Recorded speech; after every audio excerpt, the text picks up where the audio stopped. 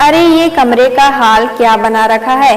रुचिता कमरे के फर्श पर फैले सामान को देखकर वसुधा ने पूछा, माँ, राघव ने जो हीरे का कंगन दिया था शादी की वर्षगांठ पर नहीं मिल रहा। सारा सामान निकालकर देख लिया, पता नहीं कहाँ है। मैं बहुत परेशान हो रही हूँ, कहीं खो तो नहीं गया। यही अलमारी में रखा रहता था, बाकी सब चीजें हैं, बस वही नहीं है। राघव को बहुत बुरा लगेगा और नुकसान हो जाएगा, सो अलग। रुचिता ने परेशानी भरे स्वर में कहा, जाएगा कहाँ, घर में ही होगा, तुम ज्यादा परेशान ना हो, कहीं रखकर भूल गई होगी, मिल जाएगा। वसुधा ने रुचिता की परेशानी कम करने को बात टाल दी, लेकिन वो भी सोच में पड़ गई कि रुचिता के कमरे में कभी कोई बाहर वाला नहीं जाता। कोरोना की वजह से आजकल सफाई वाली भी नहीं आ रही और रुचिता इतनी लापरवाह भी नहीं कि इतनी कीमती चीज कहीं भी रख दे। फिर कंगन जा कहाँ सकता है। यूं तो वसुधा और रुचिता दोनों सास बहू थी, लेकिन आसपास में बंधन बिल्कुल माँ बेटी जैसा था। वसुधा के एक ही बेटा था, राघव, जो ITI से BTech करके अब एक बहुराष्ट्रीय कंपनी में CEO था। जब राघव 5 साल का था तभी उसके माता पिता का तलाक हो गया था, क्योंकि उसके पिता के अपने ही कार्यालय की एक महिला से संबंध थे। वसुधा ने तब से अकेले ही राघव की परवरिश की थी। उसने राघव को कभी किसी चीज की कमी नहीं होने दी, उसे अच्छे स्कूल में पढ़ाया। राघव पढ़ाई में होशियार था, सो उसका चयन ITI में हो गया, वहीं कैंपस प्लेसमेंट भी हो गया और अब 15 साल बाद वो CEO बन गया था। इसी बीच वसुधा ने उसके लिए रुचिता को पसंद कर 2 साल पहले दोनों की शादी करवा दी थी। उसने सोचा अब एक बेटी की कमी पूरी हो जाएगी। रुचिता भी वसुधा को माँ की तरह मानती थी। दोनों को देखकर लोग अक्सर उन्हें माँ बेटी समझते थे। शाम को जब राघव अपने दफ्तर से लौटा तो रुचिता ने उससे पूछा कि कहीं उसने वो कंगन कहीं रख तो नहीं दिया, लेकिन राघव ने भी कहा कि उसे कंगन के बारे में कुछ नहीं पता। अब तो रुचिता की सब्र का बांध टूट गया और वो फूट फूट कर रोने लगी। उसे इस तरह रोता हुआ देखकर राघव ने उसे गले लगाकर कहा, अरे क्यों परेशान हो रही हो, मिल जाएगा, और नहीं मिला तो कोई बात नहीं, तुम पर ऐसे कई कंगन कुर्बान। चलो रोना बंद करो और अपने हाथ की बढ़िया चाय पिलाओ। रुचिता मुंह धोकर चाय बना तो लाई, लेकिन उसका मन ठीक नहीं था। राघव ने उसे बताया कि उसके ऑफिस के कुछ साथी अगले दिन रात के खाने पर आने वाले हैं। उसने कहा, तुम माँ के साथ मिलकर सारी तैयारी कर लेना, रोज तुम्हारे हाथ के बने टिफिन की तारीफ करते हैं, सो मैंने उन्हें घर पर बुला लिया। तुम्हें कोई तकलीफ तो नहीं होगी? बिल्कुल नहीं, रुचिता ने कहा। तुम्हारे लिए क्या मैं इतना भी नहीं कर सकती? रुचिता को वैसे भी खाना बनाने का बहुत शौक था और राघव को खाने का। वो रोज नई नई रेसिपी बनाकर राघव को खिलाती, वो भी उसके खाने की खूब तारीफ करता। अगले दिन रुचिता ने सारा घर साफ किया और बढ़िया सजावट करके रसोई में जुट गई। वो जानती थी क्योंकि राघव के दफ्तर के साथ आ रहे थे और ये उसके मान सम्मान का पक्ष था। उसने शाम तक बढ़िया स्नैक्स, सूप, मेन कोर्स के लिए दाल मखनी, कढ़ाई पनीर, स्टफ टमाटर और दही भिंडी और मीठे में फ्रूट क्रीम बनाई और फिर वो खुद तैयार होने चली गई। आखिर उसी भी तो CEO की पत्नी जैसा लगना था।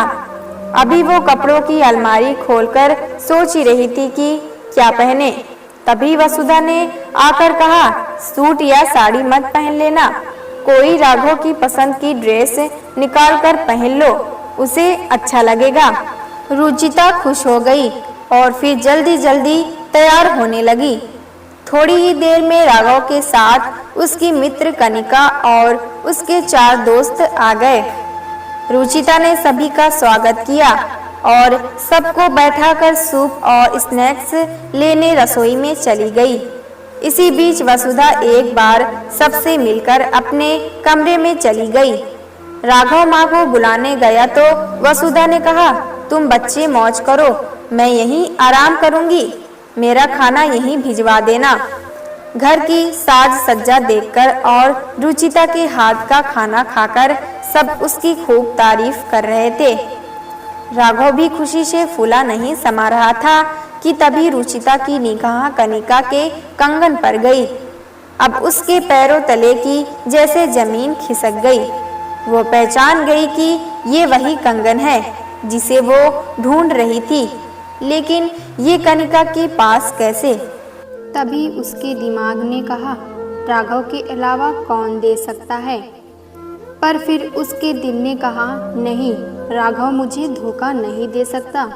एक बार फिर उसके दिमाग ने कहा, तुम बेवकूफ़ हो, सबूत तुम्हारे सामने है और तुम नकार रही हो। फिर भी रुचिता ने सोचा कि बिना पूरी जानबीन के वह राघव से इस बारे में कोई बात नहीं करेगी। उसे गुस्सा तो बहुत आ रहा था। उसका मन कर रहा था कि इसी समय घर छोड़कर चली जाए, लेकिन उसने खुद को संभाला और कनिका के साथ बैठकर उससे बातें करने लगी। उसने उससे कई बातें पूछी, जिसने उसे पता चला कि वह एक गरीब घर की महत्वाकांक्षी लड़की है। अब वो कनिका को कुछ समझ रही थी। इसी बीच मौका पाकर वो सारी बातें अपनी सास को बताई। वसुधा एक बार फिर अंदर से आकर सबके साथ बैठ गई और कनिका को देखती रही। वो मान रही थी कि पूरी गलती उनके बेटे की है, लेकिन उनका अनुभव कह रहा था कि लड़की भी कुछ ठीक नहीं है। उन्होंने सोचा, जब अपना ही सिक्का खोटा हो तो दूसरे को क्यों दोष देना। वो ये सब सोच ही रही थी कि सब लोग जाने लगे। रुचिता राघव से सबको दरवाजे तक छोड़ने के लिए कहकर वसुधा को एक कोने में ले गई और उनसे बोली, माँ जी, अभी आप राघव से कुछ मत कहना, मैं इस लड़की के बारे में कुछ और भी पता करना चाहती हूँ। तब तक हम घर में हमेशा की तरह शांत रहेंगे। वसुधा ने रुचिता के सिर पर हाथ रखकर कहा, बेटा, तुम जैसा चाहो वैसा करो, मैं पूरी तरह तुम्हारे साथ हूँ। मेरे बेटे की गलती है और मैंने इस बात को स्वीकार कर लिया है। कहकर वसुधा सोने अपने कमरे में चली गई, मगर उनकी आंखों में नींद कहाँ। उन्हें लगा जैसे एक बार फिर इतिहास अपने आप को दोहरा रहा है। जो राघव के पिता ने उनके साथ किया, वही राघव रुचिता के साथ कर रहा है। आखिर ये अपने बाप की ही औलाद निकला। उनका मन लगातार राघव के प्रति गुस्से से भर रहा था। दूसरी तरफ डर भी लग रहा था कि रुचिता क्या करेगी। इतनी अच्छी लड़की राघव को और इस घर को कभी नहीं मिलेगी। इसी उपापोह में उसकी आंख लग गई। सुबह राघव नाश्ता करते हुए रुचिता से कह रहा था, कल तो तुमने मेरी इज्जत से 4 चांद लगा दिए। सब मेरी बीवी को देखकर जल फूक गए। मैं बहुत खुश हूँ कि माँ ने मेरी शादी तुमसे करवाई। ये सब सुनकर वसुधा का पारा 7वें आसमान पर था। उन्होंने एक नज़र रुचिता की तरफ देखा तो उसने उसे चुप रहने का इशारा किया। वसुधा चुप बैठी नाश्ता करती रही और फिर सिर दर्द का बहाना बनाकर अपने कमरे में चली गई। थोड़ी देर में राघव भी दफ्तर चला गया। अब रुचिता जाकर अपनी सास के पास बैठ गई और उनकी गोद में सिर रखकर खूब रोई। रात में सुबह तक का वक्त उसने कैसे काटा ये वही जानती थी। बार बार उसकी इच्छा हो रही थी कि राघव का कॉलर पकड़कर उससे पूछे कि उसने उसके साथ ऐसा क्यों किया, लेकिन कुछ न कहकर चुप रहने का फैसला उसका अपना था। वसुधा भी रोती हुई बहू को कोई दिलासा न दे सकी, बस उसके सिर पर प्यार से हाथ फेरती रही और बोली, कि बेटा मैं तेरे साथ हूँ। जब रोकर रुचिता का मन हल्का हो गया तब वसुधा ने उसके पूछा, अब तुम क्या करने की सोच रही हो? तुमने राघव से कुछ कहा क्यों नहीं? इस पर रुचिता बोली, मेरी माँ हमेशा कहती है कि एक औरत घर बिगाड़ भी सकती है और बना भी सकती है। मैं उनकी बात को आजमा कर देखना चाहती हूँ। मैं कोई भी फैसला सोच समझकर ठंडे दिमाग से करना चाहती हूँ। इसलिए मैंने एक जासूस से बात की है। मैं पहले राघव और कनिका के बीच के संबंधों की गंभीरता जानना चाहती हूँ और ये भी कि ये कनिका कैसी लड़की है जो एक शादीशुदा आदमी से चक्कर चला रही है। अगर राघव को वापस लाने का कोई भी रास्ता है तो मैं उस पर चलना चाहती हूँ, क्योंकि मैंने आज तक सिर्फ उसी से प्यार किया है। उसकी बातें सुनकर वसुधा का दिल उसके लिए असीम स्नेह और सम्मान से भर गया और उसने फिर रुचिता को गले से लगाकर कहा, बेवकूफ़ है मेरा बेटा जो हीरे जैसी पत्नी को छोड़कर किसी और लड़की के पीछे भाग रहा है। एक बात हमेशा याद रखना, मैंने तुम्हें बहू नहीं बेटी माना है और मैं हमेशा ठीक उसी तरह तुम्हारा साथ दूंगी जैसे मुसीबत में अपनी बेटी का देती। 2-3 दिन यूं ही निकल गए। वसुधा रुचिता के साथ एक मजबूत स्तंभ की तरह खड़ी रही, ठीक वैसे ही जैसे उसकी अपनी माँ उसके साथ रहती। चौथे दिन राघव के ऑफिस जाने के बाद वो जासूस रुचिता से मिलने आया और उसे कुछ चित्रों के साथ कनिका के बारे में सारी जानकारी दी। उसने ध्यान से वो सारे कागज देखे और एक प्लान बनाकर वसुधा को उसके शामिल कर लिया। रुचिता जानती थी कि राघव की कंपनी में सबके तनख्वाह के खाते एक्सिस बैंक में है, जो उसने एक नए नंबर से एक्सिस बैंक कर्मचारी बनकर कनिका को फोन लगाया और उससे कहा कि लड़की ड्रा में उसका एक लंच कूपन निकला है 2 महिलाओं के लिए और अगर वो आना चाहती है तो बैंक ताज होटल में उसके लिए जगह आरक्षित करेगा।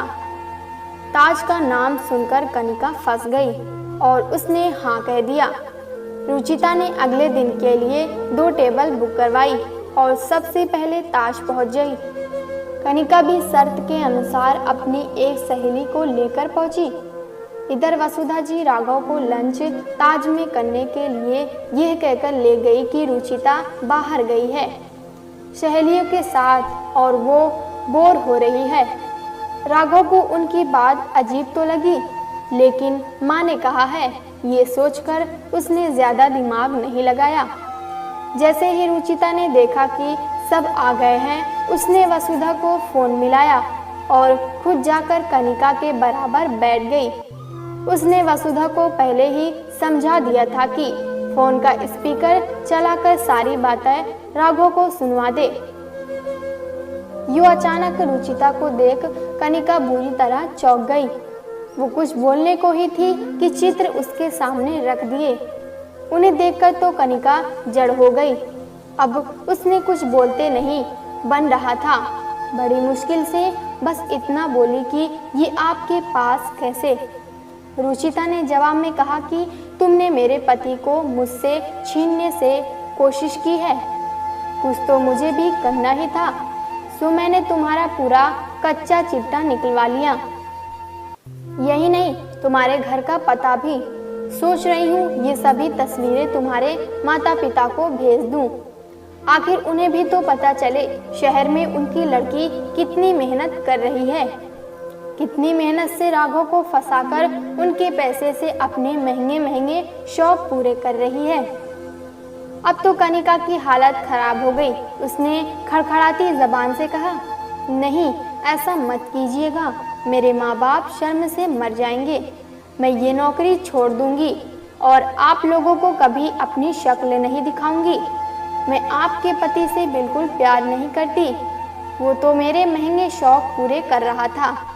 इसलिए इससे ज्यादा राघव सुन नहीं सका और उठकर उनकी मेज पर आकर खड़ा हो गया। उसकी निगाह उन तस्वीरों पर पड़ी तो उसकी आंखों में गुस्सा और पश्चाताप दोनों साथ दिखाई दिए। उसने देखा रेस्तरां लोगों से भरा हुआ है तो उसने कनिका को सिर्फ वहां से चले जाने का इशारा किया, लेकिन रुचिता ने हाथ पकड़कर उसे रोक लिया और उससे कहा कि मेरी एक और चीज तुम्हारे पास है। अब रुचिता की निगाह उसके हाथ के कंगन पर थी। कनिका ने जल्दी से वो कंगन उसे वापस किया और वहां से निकल गई। राघव ने कुछ कहना चाहा ही था कि रुचिता ने उससे कहा, आशा करती हूँ तुम्हें समझ आ गया होगा कि कोई जब विश्वासघात करता है तब कैसा लगता है। चलो बाकी बातें घर जाकर करेंगे, सब देख रहे हैं। घर पहुंचे तो वसुधा बेटे पर टूट पड़ी, बोली, तूने मुझे बहू को मुंह दिखाने लायक नहीं छोड़ा। मुझे तुझ पर कितना नाज था, लेकिन तू भी अपने बाप जैसा निकला।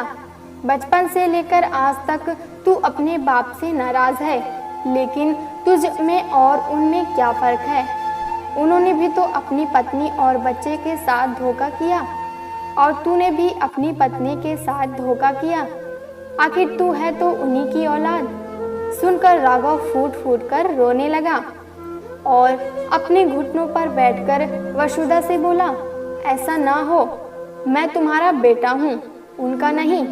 मुझसे बहुत बड़ा गुनाह हो गया। माँ मुझे माफ कर दो, मुझे माफ कर दो। माफी मांगनी है तो बहू से मांग, तू उसका गुनहगार है। अगर उसने तुझे माफ कर दिया तो मैं भी कर दूंगी, और अगर वो घर छोड़कर गई तो मैं भी अपनी बेटी के पास चली जाऊंगी। वसुधा ने कठोर स्वर में कहा। राघव रुचिता की ओर बढ़ा और उसका हाथ पकड़कर बोला, रुचिता, वैसे तो मैं माफी मांगने के लायक नहीं हूँ, पर फिर भी क्या तुम मुझे माफ कर पाओगी?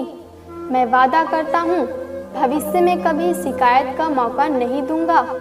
क्या तुम एक बार इसे मेरी पहली और आखिरी गलती समझकर माफ नहीं कर सकती?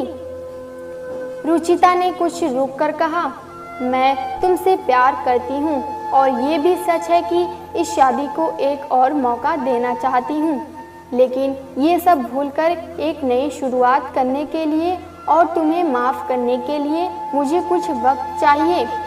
आशा करती हूँ तुम समझोगे। हाँ रुचि, तुम्हें जितना वक्त चाहिए ले लो, लेकिन मुझे छोड़कर मत जाना। मुझे तुम्हारी ज़रूरत है। मैं इंतज़ार करूँगा उस दिन का जब तुम मुझे माफ़ कर दोगी। राघव ने राहत की सांस लेते हुए कहा। रुचिता ने अपनी सास की तरफ देखकर कहा, माँ, सास होने के बावजूद आपने अपने बेटे का नहीं मेरा साथ दिया। मैं किन शब्दों में आपका धन्यवाद दूं? वसुधा उसके माथे को चूमते हुए बोली, तुम बहुत समझदार हो बेटा। अपनी सूझबूझ से तुमने ये घर टूटने से बचा लिया। मैंने वही किया जो मैं अपनी बेटी के लिए करती। अक्सर कहते हैं बहू कभी बेटी नहीं बन सकती, जबकि सच ये है कि अधिकतर सासें ही कभी माँ नहीं बन पाती। अगर सासें माँ बन जाए तो बहुएं अपने आप बेटियाँ बन जाएगी। प्यारे दोस्तों, अगर ये कहानी आपको पसंद आए तो लाइक सब्सक्राइब करना ना भूलें।